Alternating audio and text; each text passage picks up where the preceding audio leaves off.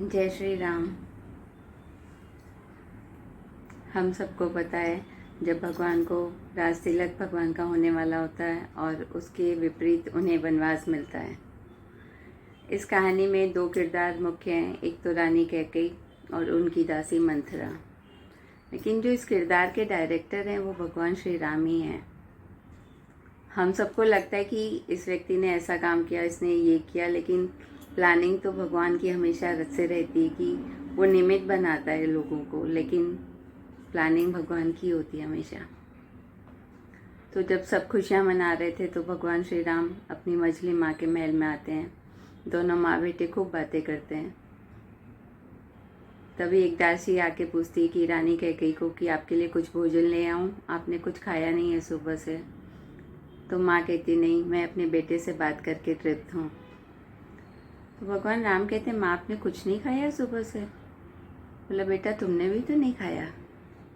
बोला आपको कैसे पता? तो बोला जब हम बहुत खुश होते हैं या चिंता में होते हैं तो हमें भूख का पता नहीं चलता है। मैं तो बहुत खुश हूँ कि तुम्हें राज्य गद्दी मिलेगी और तुम्हारा राज तिलक होगा। तुम किस बात के लिए चिंतित हो? तो भगवान कहते माँ मैं इसीलिए आपके पास आया हूँ कि मुझे राज तिलक नहीं करवाना, मुझे वनवास जाना है। वहाँ पे जो राक्षसों का आतंक फैला हुआ है उसे ख़त्म करना है, समाज में जो विषमता है उसे नष्ट करनी है। तो रानी कैकेयी ने कहा ये काम तो तुम राज सिंहासन पर बैठ के और अच्छे से कर सकोगे। बोला अगर अच्छे से ही होता तो ये आतंक बढ़ता ही नहीं ना, रावण का अत्याचार बढ़ता ही नहीं। और कई राक्षसों के नाम उन्होंने बताए अपनी माँ कैकेयी को। तो माँ आपको दो वरदान भगवान राजा दशरथ जी से मांगने हैं। एक तो मेरा 14 वर्ष का वनवास और दूसरा भरत को राजगद्दी।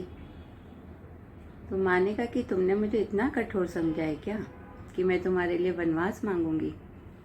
बोला नहीं माँ, आप कठोर नहीं, आप असाधारण हैं।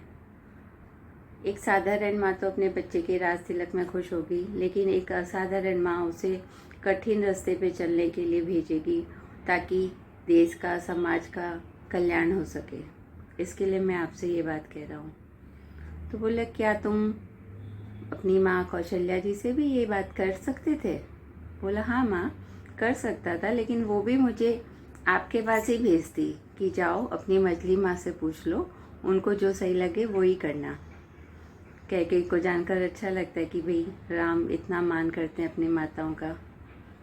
बोला माँ इसके लिए आपको कुछ दिनों का नहीं, युगों का अपयश झेलना पड़ेगा कि कैकेयी ने अपने पुत्र के लिए तो राजगद्दी मांगी, लेकिन राम के लिए वनवास क्यों मांगा? तो ये काम आपको करना है। तो कैकेयी असाधारण व्यक्तित्व की मालिक, उन्होंने ये एक्सेप्ट किया कि भाई ठीक है, देश के लिए, समाज के लिए वो ये अपयश लेंगी, झेलेंगी। और उसके बाद की कहानी हम सबको पता है कि भाई राम को वनवास होता है और कैसे राक्षसों का विनाश होता है। और जब राम वापस आते हैं तो राम राज्य आता है। तो हम सब भले कलयुग में रह रहे हैं, लेकिन 22 जनवरी को हम वापस से त्रेता युग में चले जाएंगे। भगवान आ जाएंगे और हम सब त्रेता युग में ही रहेंगे। जय श्री राम। सबका मंगल हो।